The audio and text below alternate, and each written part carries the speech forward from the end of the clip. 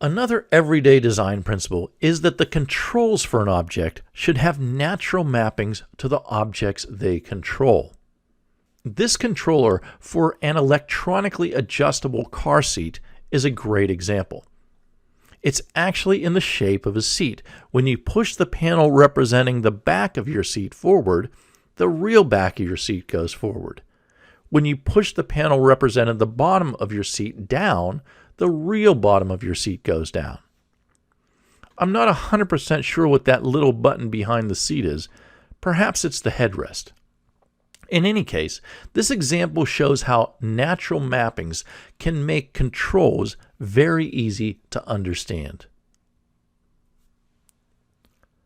Here's an example of two different mappings for the controls to a stovetop.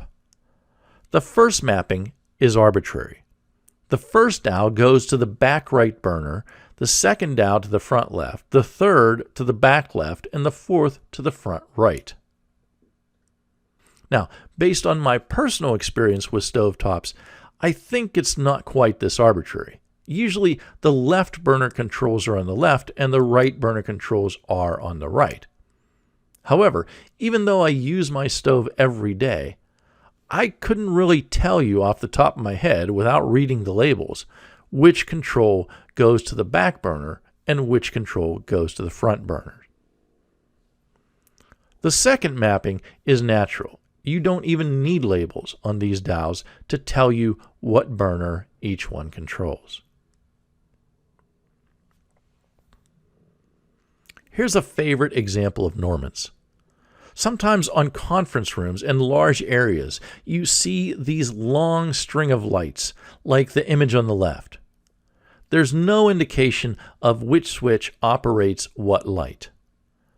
Norman suggests a control panel with a more natural mapping, like the panel on the right. I remember reading some criticism of Norman for this, saying that he was not taking into consideration the simplicity of switches and the fact that you could replace them easily, and the fact that the panel on the right juts out from the wall.